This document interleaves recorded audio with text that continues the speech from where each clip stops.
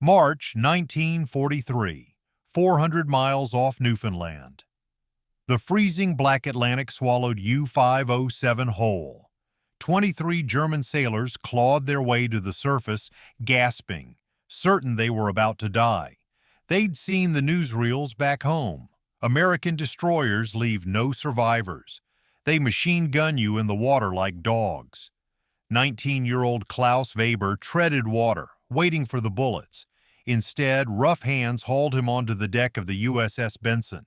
A blanket dropped over his shaking shoulders. Then a tin cup pressed into his frozen hands.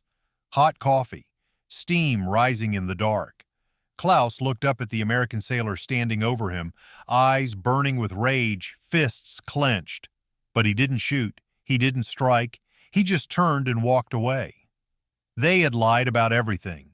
But before we dive in, if you want more shocking, untold stories from history, hit that subscribe button and drop a comment telling me what city you're watching from. I love seeing how far these stories reach.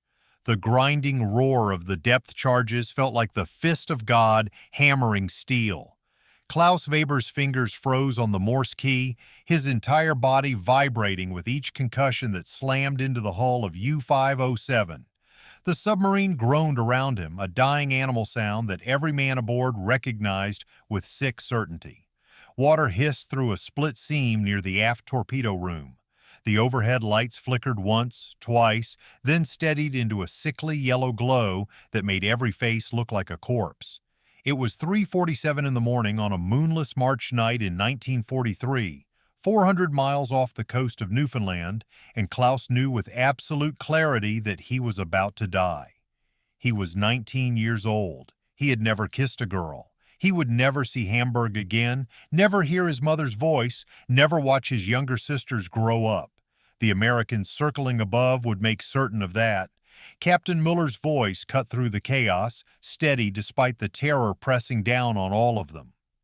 Emergency surface. The words hung in the fetid air of the control room for one suspended heartbeat. Every man understood what they meant. Surface into the killing zone. Surface into the guns. Klaus remembered the newsreel he'd seen in Hamburg 6 months ago before his deployment. Grainy footage of an American destroyer circling wreckage in the Atlantic. The announcer's voice had been crisp with certainty. American forces show no mercy to German submarine crews. They machine gun survivors in the water. International law means nothing to these barbarians. His mother had gripped his hand in the dark theater, her fingers cold. "Come home, Klaus," she had whispered. "Just come home." The boat shuddered violently as compressed air screamed into the ballast tanks. Klaus grabbed the edge of his station to keep from being thrown. Around him, men clutched pipes and valve wheels, their eyes wide and white in the dying light. Some prayed. Some simply stared. The deck tilted as U-507 clawed toward the surface, toward air, toward the guns waiting above. They broke through with a surge that sent seawater cascading down through the conning tower.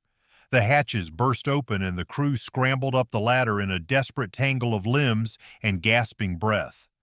Klaus climbed through bodies, his hands slipping on wet metal, his lungs screaming for air that wasn't thick with diesel and fear.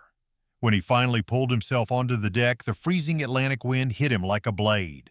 The sea was black and endless. Waves rolled past with an indifference that terrified him more than the destroyer's guns. Behind them, U-507 was already going down, her bow tilting toward the depths, water pouring into her wounds. 23 men clung to the deck as their iron coffin slid away beneath them. Klaus hit the water, and the cold drove every thought from his mind except one.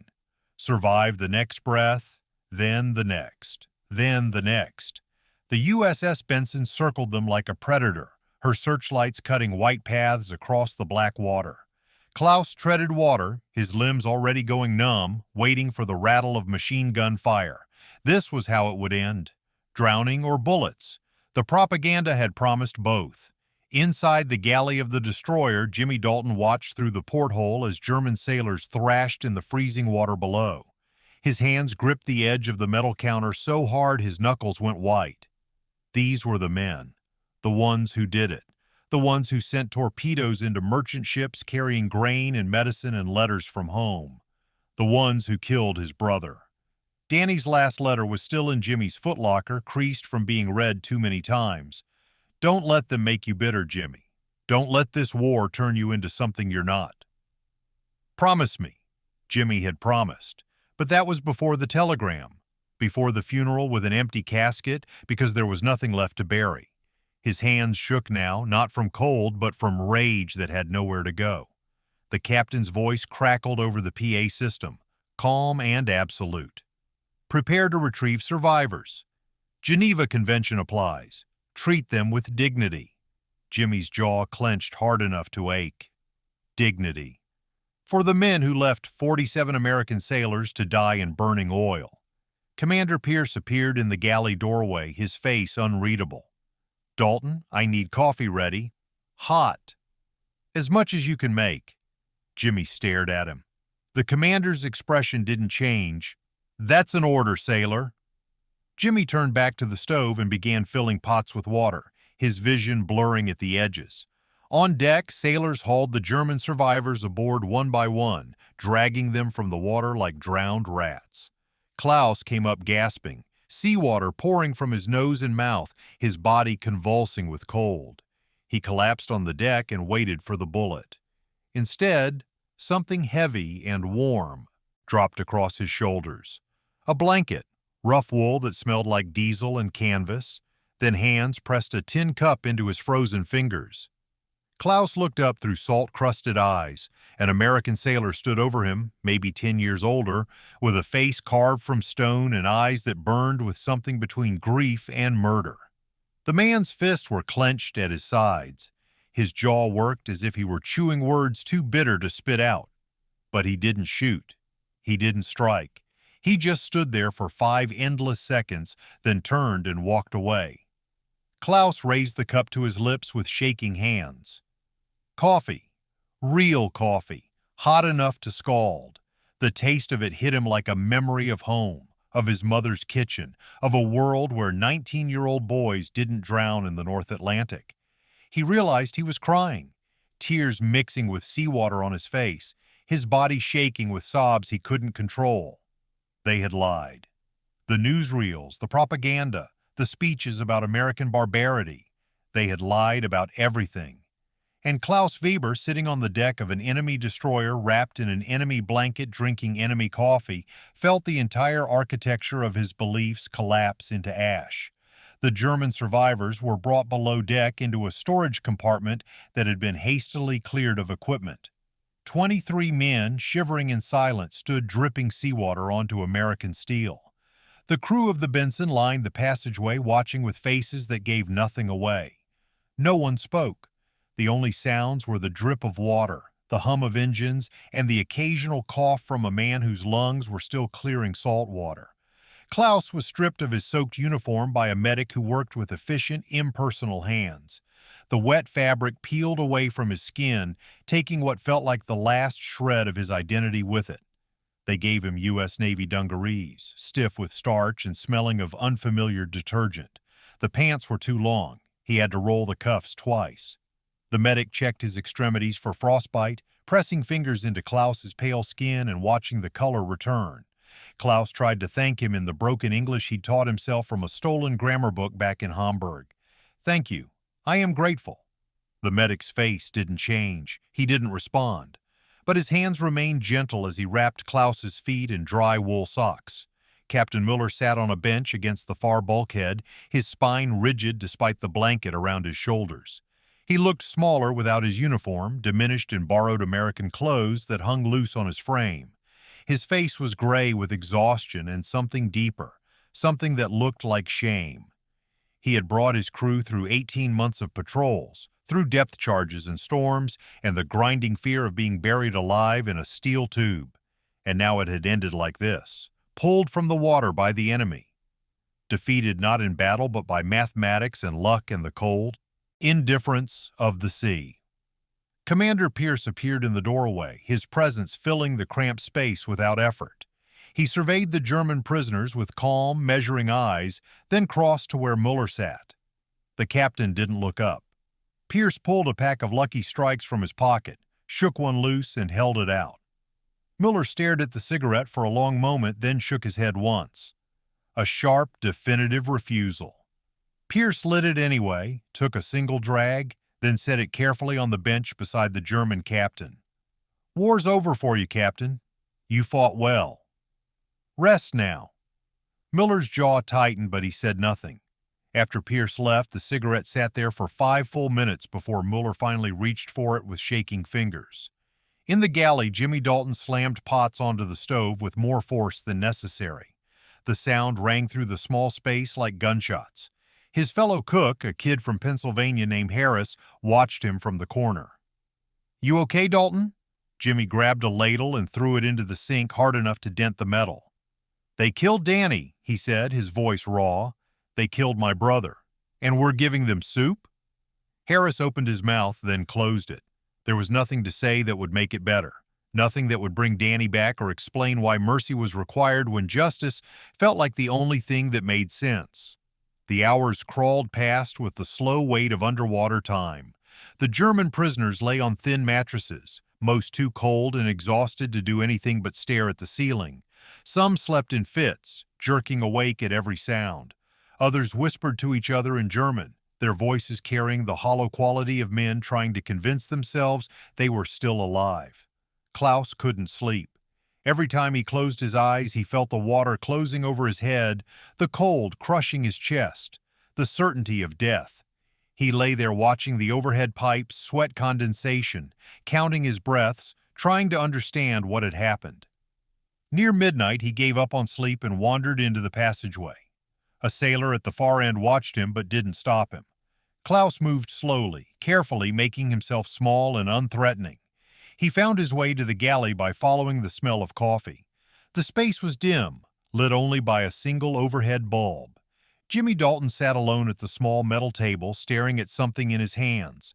Klaus saw it before Jimmy could hide it. A photograph. A young man in a merchant marine uniform, grinning at the camera with the easy confidence of someone who believed he had a future. The resemblance was unmistakable. Same jaw, same eyes, younger version of the rage-filled face that had stood over Klaus on the deck. Jimmy's hands moved quickly, folding the photo and shoving it into his pocket. But it was too late. They had both seen. Klaus stood in the doorway uncertain. Every instinct told him to leave, to go back to the storage room, and stay invisible. But something else held him there, something that felt like obligation or perhaps recognition. He took a breath and spoke, his English halting and thick with accent. "Bruder? Brother?" Jimmy's face cracked. The stone facade split down the middle, and for just a moment Klaus saw the grief underneath, raw and bleeding and utterly human. Jimmy nodded once, a sharp, painful acknowledgement.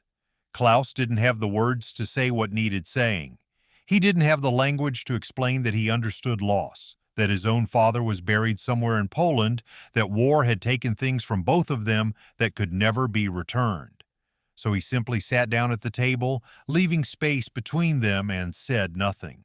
They sat in silence for what felt like hours, but was probably only minutes. The ship rocked gently beneath them. Somewhere in the distance, metal groaned against the pressure of the sea. Jimmy's hands lay flat on the table, still trembling slightly. Klaus kept his own hands folded in his lap, making himself as unthreatening as possible. No words passed between them. But the silence wasn't hostile anymore. It was something else. Something closer to understanding, or at least the possibility of it. When Jimmy finally stood to leave, he paused at the door. His voice was rough, barely above a whisper. He was 22. Klaus nodded. "My father was 41. Jimmy's eyes closed briefly, then he left without another word. Klaus sat alone in the galley, surrounded by the smell of coffee and the quiet hum of a ship at sea, and felt something shift inside him. Not forgiveness exactly. Not yet. But perhaps the beginning of recognition. That grief looked the same in any language. That loss didn't ask permission before it destroyed you. That the man who hated him had reasons, and those reasons had a name and a face and a future that would never happen. 3 days passed at sea as the Benson made her way toward the American coast.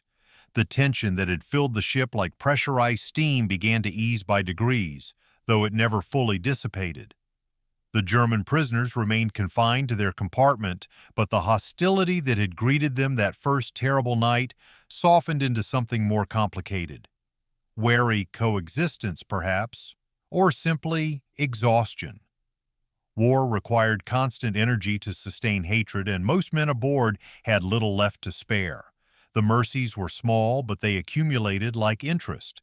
Extra rations appeared at mealtimes, nothing lavish but more than the bare minimum required by the Geneva Convention. A medic named Cooper, barely 20 himself, taught Klaus a card game called Gin Rummy using hand gestures and pantomime when words failed. They played in near silence, slapping cards onto an upturned crate, and Klaus found himself almost smiling when he won. The simple normalcy of it felt like medicine. Captain Muller was given paper and a pencil to write a Red Cross letter to his wife in Bremen. He sat, hunched over the page for an hour, crossing out words and starting again, trying to explain the unexplainable. I am alive. I am unharmed. The Americans have been correct in their treatment. I will come home to you. He couldn't bring himself to write when. Klaus noticed the shift most clearly in the way the American sailors stopped looking through him. At first they had stared past the German prisoners as if they were furniture or cargo, objects to be managed rather than men to be acknowledged. But by the third day some made eye contact. A few nodded. One sailor, a kid from Texas with a drawl Klaus could barely understand, showed him how to properly coil a line so it wouldn't kink. The lesson required no shared language, just hands and rope, and the patient repetition of someone who knew that the sea had its own rules that transcended flags. On the afternoon of the third day, Jimmy brought Klaus a second cup of coffee. He appeared in the doorway of the storage compartment without announcement, holding 2 tin cups that steamed in the cool air. Klaus looked up, surprised and uncertain. Jimmy crossed the space and held out one of the cups. Klaus took it carefully as if it might vanish. He searched for words, his mind scrambling through the limited English vocabulary he'd pieced together from grammar books and overheard conversations. "Thank you," he managed, then forcing the words out slowly. "Thank you for brother?" Jimmy froze. His face went very still. Klaus continued, each word an effort. "I am sorry. We all sorry. War is." He gestured helplessly, unable to find the language for what he meant. That war was bigger than any of them. That it ground men up and spat out their bones and didn't care about mothers in Hamburg or brothers in merchant marine uniforms. That he was sorry for all of it, for every torpedo and every depth charge and every body that sank into the cold Atlantic dark. Jimmy's face softened for the first time since Klaus had been hauled aboard. The stone expression cracked, and beneath it was just a man, tired and grieving and trying to make sense of a world that refused to make sense. "Yeah," Jimmy said quietly. "War is." He sat down on the deck beside Klaus, his back against the bulkhead. For 10 minutes they didn't speak. They sipped their coffee and listened to the ship move through the water, the endless rhythm of engines and waves. The silence between them had changed. It wasn't comfortable exactly, but it wasn't hostile either. It was the silence of 2 people who had stopped pretending the other wasn't human. In another part of the ship, Captain Muller stood on the deck under careful watch, breathing salt air and trying to remember what it felt like to command something other than his own defeat. A young American sailor approached him with a coil of line tangled beyond recognition. The kid looked embarrassed. "My old man was Navy," he said. "He tried to teach me knots, but I never got the hang of it." Muller looked at the mess, then at the boy's earnest face. He held out his hand for the line. The sailor gave it to him, grateful and slightly sheepish. Muller's fingers moved with the automatic precision of 4 decades at sea, untangling the chaos and reweaving it into a proper bowline. "Like this," he said in accented English. "The load pulls here, but the knot holds. See?" The sailor watched intently, then tried it himself. Muller corrected him gently, adjusting the angle of the working end. Again. The boy practiced until he got it right. When he finally succeeded, his face lit up with the simple pride of mastery. "Thanks, Captain. My dad would have gotten a kick out of a German U-boat skipper teaching me. Miller almost smiled. The sea is bigger than flags, he said. Your father knew this, I think. The sailor nodded thoughtfully and walked away, practicing the nod as he went. The smell of coffee became a kind of language aboard the Benson during those 3 days. It marked the moments when barriers cracked, when the machinery of war paused long enough for men to remember they were men. Jimmy made it constantly, filling the galley with its bitter, life-affirming aroma. He served it to his own crew and, increasingly, to the German prisoners who were allowed brief exercise periods on deck. Each cup was a small act of defiance against the hate that wanted to consume everything. Each cup said, "You are alive and that matters, even if I don't fully understand why yet." Klaus began to hope, not for anything grand or impossible, but for the simple continuation of what he was experiencing. That captivity might not be torture, that he might survive to see Hamburg again, that the world contained more complexity than the propaganda had allowed. He watched the American sailors go about their duties with the same exhausted professionalism his own crew had shown, and he understood with sudden clarity that they were all just trying to get home, that every man aboard, German and American alike, was carrying letters in his head addressed to people who loved him, that the real enemy wasn't the men in different uniforms, but the machine that had convinced them to kill each other. On the evening of the 3rd day, Klaus stood on deck during his exercise period and watched the sun set over the Atlantic. The water turned gold and crimson, beautiful and indifferent. Beside him, Jimmy leaned against the rail, also watching. Neither spoke. They didn't need to. The moment said everything that mattered. We are here. We survived. The war has not destroyed this. The distress call came through just after dawn on the 4th day. Klaus was in the storage compartment half awake when he felt the ship's engines surge to full power. The change in rhythm snapped him alert. Around him, the other German prisoners stirred, exchanging worried glances. They had all spent enough time at sea to know what that sound meant. Emergency speed. Something had happened.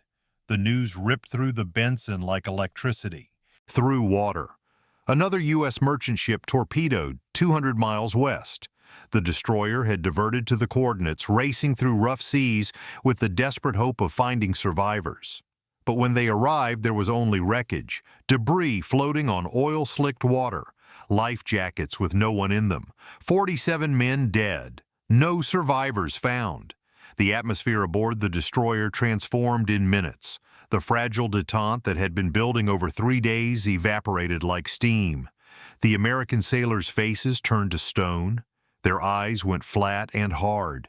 Klaus felt it in his gut before he understood it consciously, the way prey animals sense a predator's attention. The warmth disappeared.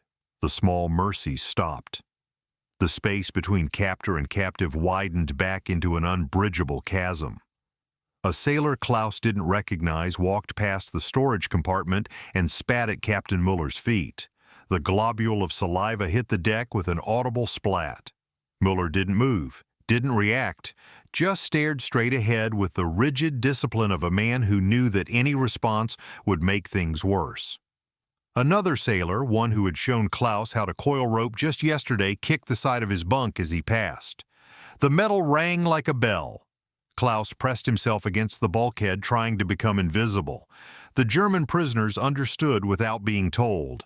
This was the edge they had been waiting for.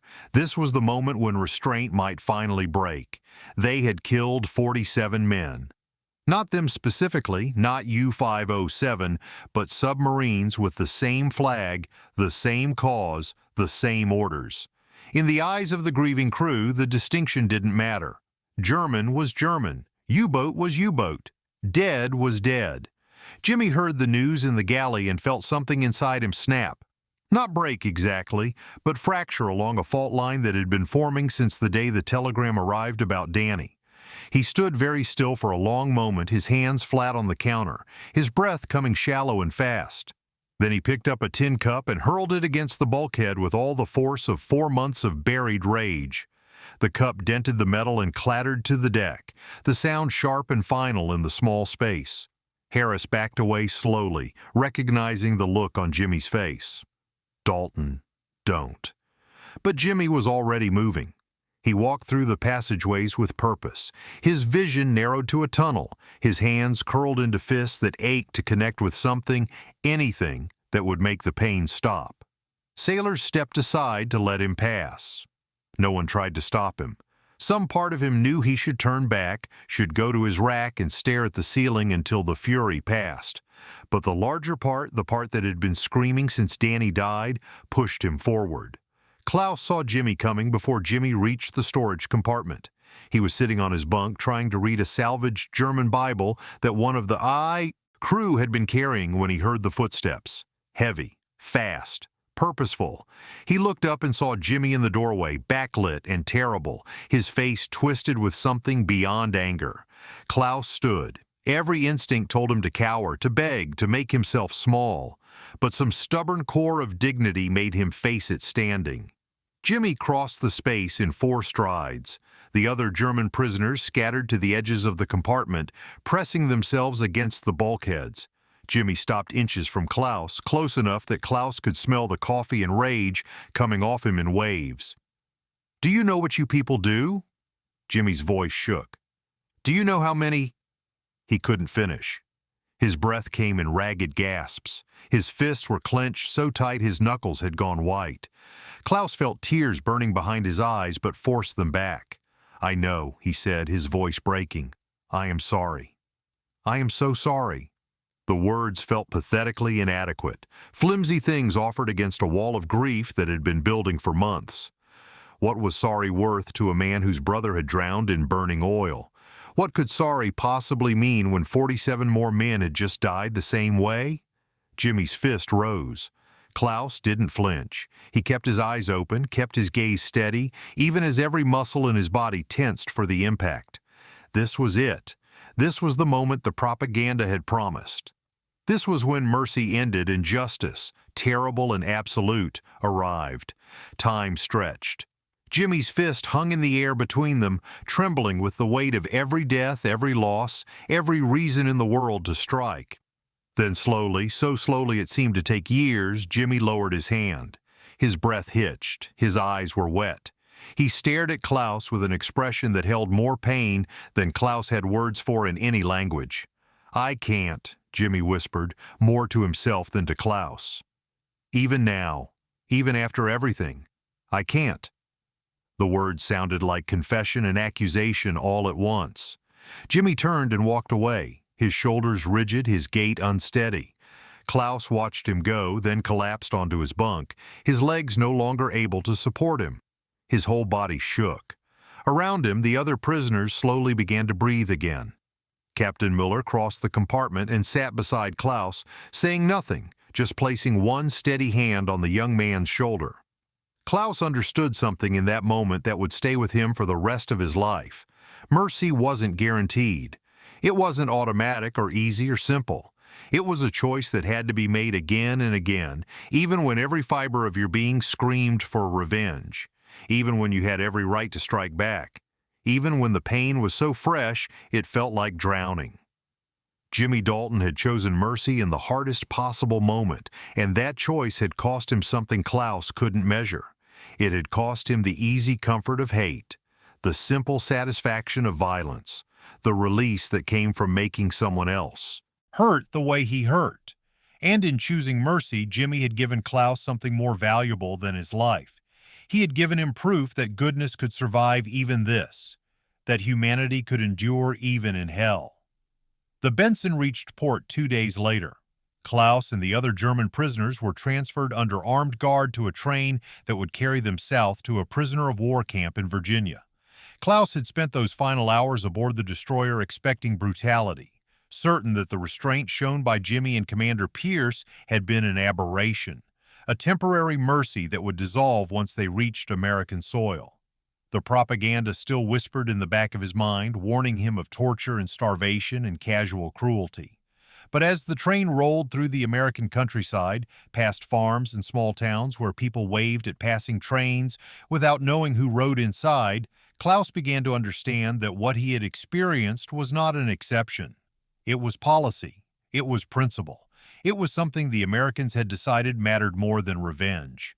The POW camp sat on gently rolling land surrounded by pine trees.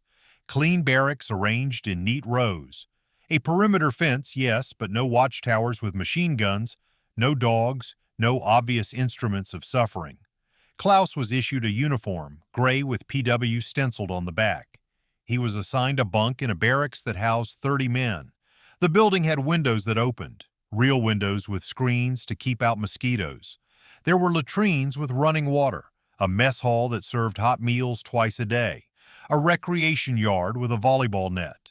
Red Cross parcels arrived every 2 weeks. Chocolate, cigarettes, soap, small luxuries that felt like messages from a world that still remembered prisoners were human. Geneva Convention rules were posted on every wall in German and English explaining rights and procedures. There were work details, but they paid camp script that could be used in the commissary. Klaus was assigned to a carpentry shop where he helped repair furniture for the base. The work was honest and kept his hands busy, which helped quiet his mind. He wrote to his mother on Red Cross stationery, his handwriting careful and deliberate. I am alive. I am in America. I am treated fairly. The guards are correct. I have enough to eat. I think of you and the girls every day. He didn't tell her about the blanket or the coffee or the moment Jimmy's fist had hung in the air and then slowly lowered. He wasn't sure she would believe him. He wasn't sure he fully believed it himself. Weeks passed into months. Spring turned to summer. The camp settled into routines that felt almost normal if you didn't think too hard about the fence or the fact that none of them could leave. Klaus played cards with other prisoners. He learned more English from the guards, who spoke to him like a person rather than an enemy. Some were kind, some were indifferent, none were cruel. The ordinariness of it all felt like its own kind of miracle. Jimmy was granted shore leave in June. He took the train north to a small cemetery in Connecticut where his brother was buried. The grave was simple. Daniel Patrick Dalton, 1920 to 1942, beloved son and brother. Jimmy sat on the grass beside the headstone for hours, not speaking, just sitting. He had carried so much rage for so long that its absence now felt like amputation. He was lighter without it, but the lightness felt wrong, like floating when you should be anchored. He pulled out paper and a pencil and began to write, not to Klaus, whose name he didn't know, but to Danny, whose name he would carry forever. I met one of them, Danny. A kid. Scared. Human. I wanted to hurt him. God knows I wanted to. I stood there with my fist raised and everything in me said, do it. Make him pay. Make someone pay for what they took from us. But I couldn't. I thought about what you said in your last letter, about not letting them make me bitter, about staying human even when everything tells you to stop. I think that's what you meant, that revenge is easy and restraint is hard, and the hard thing is usually the right thing. I hope you'd be proud. I hope wherever you are, you know I tried. He folded the letter and tucked it into his pocket. He would keep it there, close to his heart, until the paper wore thin and the ink faded. Then he stood, brushed grass from his uniform, and walked back toward the train station. The war wasn't over yet. There was still work to do. Klaus was assigned to a farm work detail in August. A dozen prisoners were transported each morning to help with the harvest. The farmer was an older man named Peterson, weathered and quiet, with hands that spoke of decades of labor. He watched the German prisoners with careful eyes, saying little, offering less. Klaus worked the rows with the others, picking vegetables under the hot Virginia sun, and tried not to think about his mother working similar soil in Hamburg under very different circumstances. One afternoon, Peterson brought a pitcher of lemonade to the field. He poured cups for the prisoners without comment, then sat on the porch of his farmhouse watching them drink. Klaus approached slowly, respectfully. "Thank you, sir." Peterson nodded. Klaus gestured to the farm, searching for words. "Is beautiful. Good land." Peterson looked at him for a long moment. "You know anything about farming?" Klaus shook his head. "My mother, she has small garden, potatoes, cabbage, in Hamburg." Peterson's expression didn't change. "Hamburg's been hit pretty hard, I hear." Klaus's throat tightened. "Yes, sir, very hard." They sat in silence for a while. Then Peterson said, My son died at Guadalcanal last November. Klaus went very still. I am sorry, he managed. Peterson looked at him, really looked at him, with eyes that had seen too much grief to waste energy on hate. But you didn't kill him, and he wouldn't want me to hate you for what someone else did. Klaus felt something crack open in his chest. In Germany, they tell us you are monsters. Peterson almost smiled. In America, they tell us the same about you. Guess we're both learning something. Klaus returned to that farm every week for the next 8 months. He and Peterson didn't talk much, but the silence between them became its own language, a language of shared work and grudging respect, and the slow, painful recognition that the enemy across the ocean had mothers and gardens too.